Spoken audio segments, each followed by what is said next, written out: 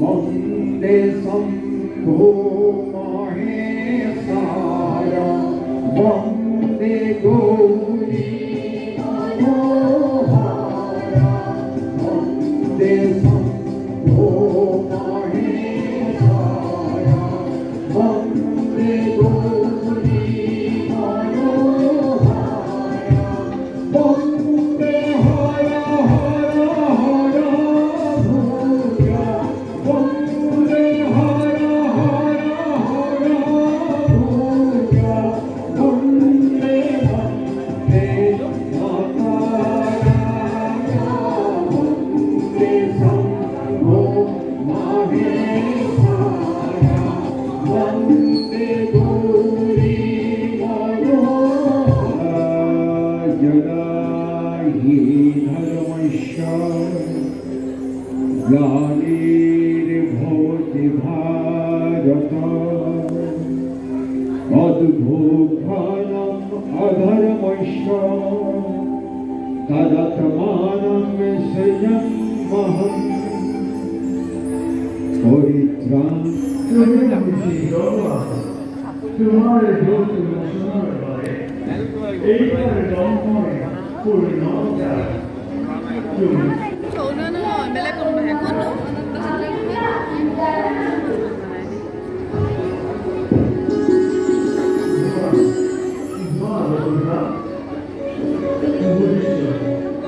তোমার পরিশ্রম করে নতুন কিন্তু এই কার্য দেবতী নাৰদৰ দিকে প্ৰয়োজন আছে গতিকে দেবতী নাৰদক মই স্মৰণ কৰোঁ নাৰায়ণ নাৰায়ণ হে প্ৰভু অনন্ত ভয় নিজে এইটো বদৰময়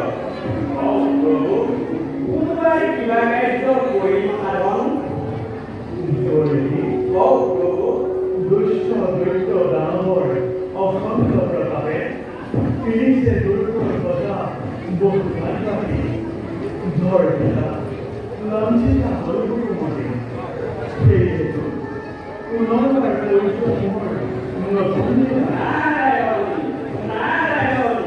নাৰায়ণ হে প্ৰভু কেনেদৰে ক'বা তুমি নতুন অৱতাৰ দয়া কৰি পৰাৰে কওক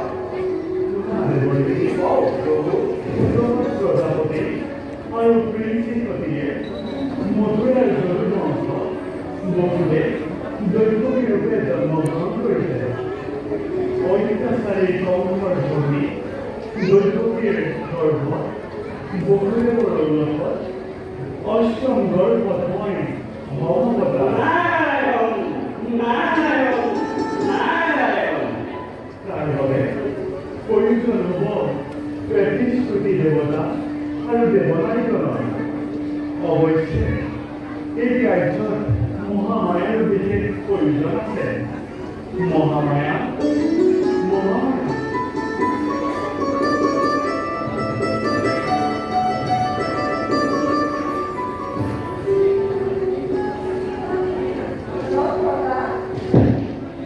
মহামায়া পৃথিৱীৰ ভাৰ বৰতৰ হেতু এইবাৰ ৰংময় উদ্ভৱতা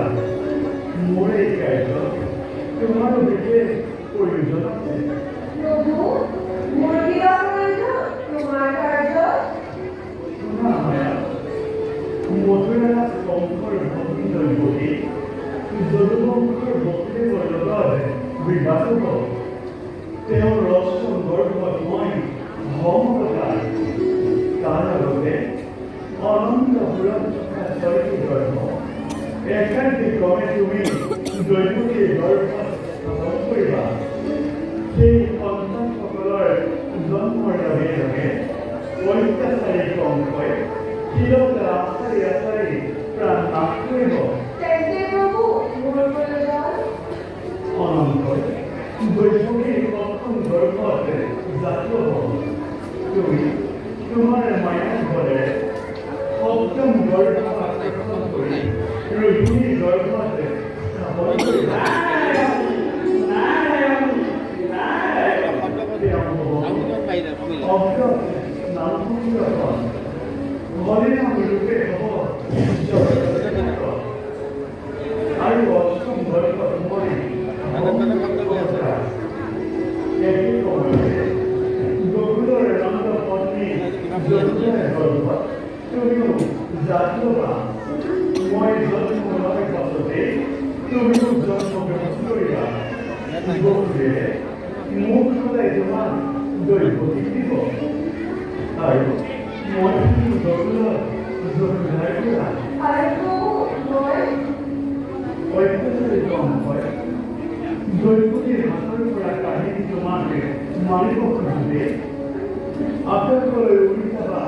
তুমি তোমাৰ মায়াৰ কৰে আৰু মোৰ জন্মৰ কথা কংসক জনাবা দুৰ্গা ভদ্ৰা কালী ৰূপে জগততে পূজা পাই থাকিবা সদায় এতিয়া তুমি তোমাৰ কৰ্তব্য অগ্ৰসৰ হোৱা ভাল প্ৰভু আমি এতিয়া বিদায় আনিছোঁ এই কালি ওলোৱা নাৰায়ণ নাৰায়ণ হে প্ৰভু সৃষ্টি দেৱতা আৰু দেৱালীৰ কিবা প্ৰয়োজন তোমাৰ কাৰ্যত দেৱৰী কওক প্ৰভু দেৱতাসকলে গকুলত বোৱাৰ ৰূপে জন্ম ল'ব মৎস্য কুৰ্ম নৰসিংহ বামন পৰশুৰাম বৰাহীৰাম আদি কৰি ল'লা তুমি বহু অৱতাৰ কিন্তু এইবাৰ কোন ৰূপে লভিবা জানো এইবাৰ কৃষ্ণৰ লগত মই নাৰায়ণ নাৰায়ণ নাৰায়ণ এই প্ৰভু কোন ৰূপে কৃষ্ণ তুমি ক'বা নেবা নিশ্চয় নিশ্চয় নাজানো চোৱা তেনেকে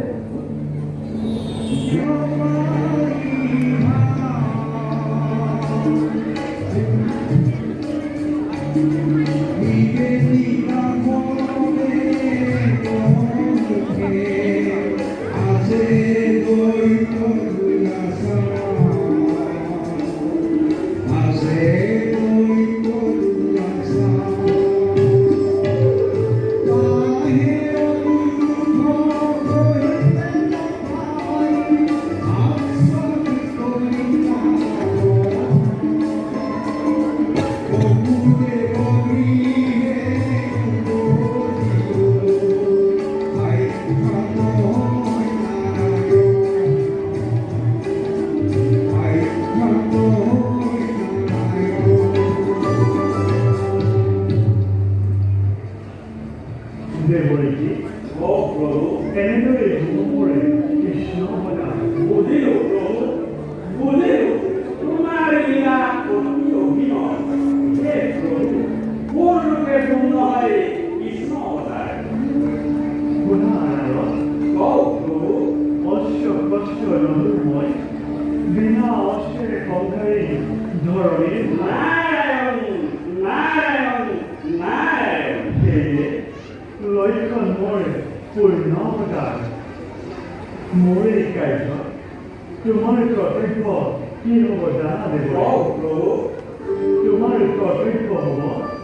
দুষ্টসকলক প্ৰত্যেকিত কৰা আৰু সন্তসকলক সান্তনা দিয়া। নাৰায়ণ নাৰায়ণ নাৰায়ণ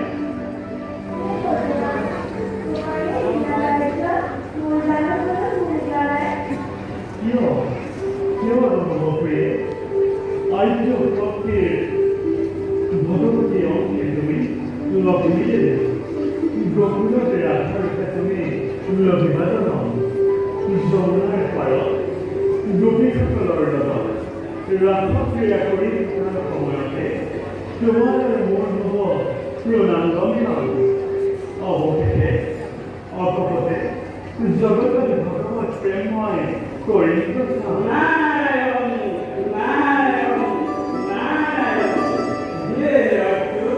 তোমাৰ অনন্তৰীয়াৰ অপাৰ কৰোণা কৰা কৰালীয়া আপুনি চাই বুজিলো এইবাৰ অৱতাৰ যাদৱ বংশত মোহন মুৰিহাৰী গোপীৰ মন মোহন নাৰায়ণ নাৰায়ণ ওম